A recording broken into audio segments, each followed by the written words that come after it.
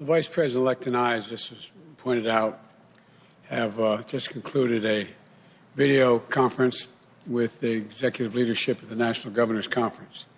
They included Governor Cuomo, New York Governor Hutchinson, Governor Hogan, Governor Whitmer, Governor Ivey, Governor Polis, Governor Baker, Governor Lujan Grisham, Governor Herbert, and Governor Carney. And it was really a worthwhile undertaking.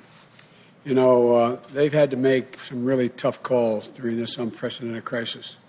And we're incredibly grateful for everything they've done and keep doing to try to keep their communities safe. Unfortunately, because of the lack of discernment, as they say, that's a fancy word these days, but until the head of the GSA says that we, in fact, our team, this transition team, our team, the senator and I, have in fact are the likely winners. And until she does that, we don't have access to all the information that we need to get from all the various agencies. We're not able to deal with everything from testing to guidance to the all-important issue of vaccine distribution and, even more importantly, vaccination plan to actually get vaccinations. We haven't been able to get into Operation Warp Speed, but we will take what we've learned today and build it into our planning. The country is still in a crisis, and there's a dark winter still ahead. Yesterday, America reached another tragic milestone, 250,000 deaths. 250,000 people died due to COVID-19. And there are empty chairs and dining room tables were filled just days and weeks ago with loved ones, family, friends who laughed and talked together.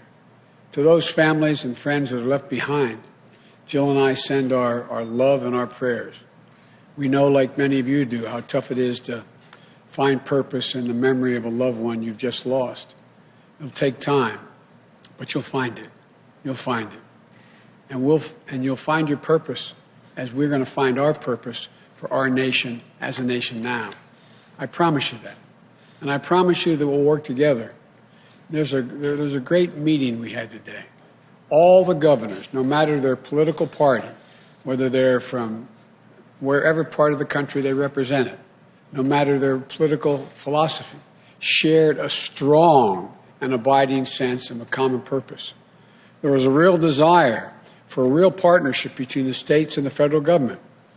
Each of the governors emphasized that we might be Democrats or Republicans, but we're all Americans first. They congratulated us heartily for our win. What really pleased me was that governors made clear that beating COVID-19 is going to require all of us working together as one country. Kamala and I agree. We were deeply impressed with how much consensus there was, how to move forward among the governors. What we need to do now is how we need to do it. How are we going to do it? In what coordinated way can it be done? We discussed a number of critical ways we can work together and unify around a national approach to controlling COVID-19. First, delivering economic relief to the cities, states, and tribal communities. The lost revenue from COVID and the cost of COVID recovery is devastating to state and local budgets. As governors, as all of them indicated, we've got to come together. The federal government has to deliver this relief sooner rather than later, and with flexibility for the states to meet their needs. This includes helping businesses, schools, working families. From unemployment benefits to early education, continued access to affordable health care, all of that's needed during this pandemic. States and communities shouldn't have to lay off teachers, cops, firefighters, cut vital services for families and businesses. The second thing there was uniform agreement on, delivering a safe and equitable and free vaccine. The governors all acknowledge that this will be a massive undertaking, one of the greatest operational challenges we will have faced as a nation. One statistic that was raised by the governors, it took 8 months to provide 100 million COVID tests. 8 months to provide COVID tests. Just imagine how much more difficult it will be, they pointed out, if we don't find a more efficient and effective way to provide 330 million vaccinations. Put it in perspective. They made the point, we can't wait. That's what the governors are raising. In the meeting, we discussed the challenges that lie ahead in distributing and administering the vaccine. The governors talked about how getting doses of vaccine distributed is just one step. We have to actually get vaccinations into the arms of 330 million Americans. That takes enormous resources, people, product. We discussed the difficulty of that task. It's going to take time. It's going to take coordination. It's going to take the federal government and state governments working hand in glove, working together. The governors all emphasized we need to be clear with the American people about what to expect. No false expectations. Let them know what we anticipate. They all acknowledge that this is going to take a massive public education campaign. And we also need to reach traditionally underserved communities that are being hardest hit by the pandemic. Black, brown, Latino, Latin American community, Native American communities, small towns, rural communities.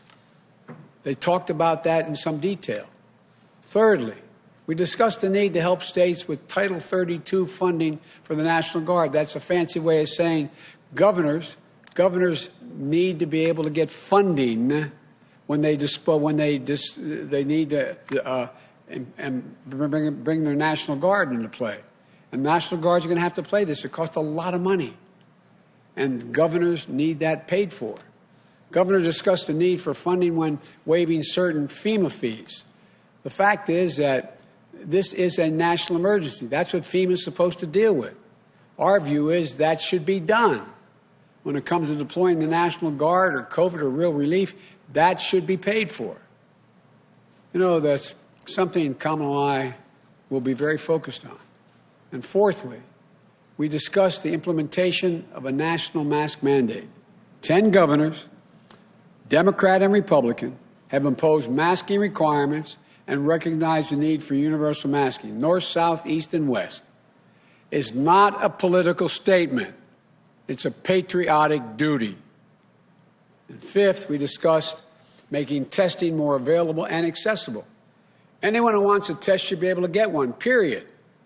And finally, while we focused on the immediate needs to control the virus, the governors also raised and talked about how much we have to build back better, especially on infrastructure and education and so much more. This was not a one-off meeting. We committed, we agreed that we'll continue to work and meet with the governors on a regular basis, continue to seek their input, and that our COVID teams will follow up and coordinate on the issues coming out of that call, because some of them have very competent people on their COVID teams in their states. The bottom line, we can do this. There's nothing beyond our capacity, but we have to come together as a country. What this meeting, along with others we've had, reinforces, in my view, is the unity the country is looking for. They're looking for us to come together and deal with problems, most of which have no ideological basis for disagreement. That's what we have to do. That's what the governors talked about. It really was pleasing to hear them.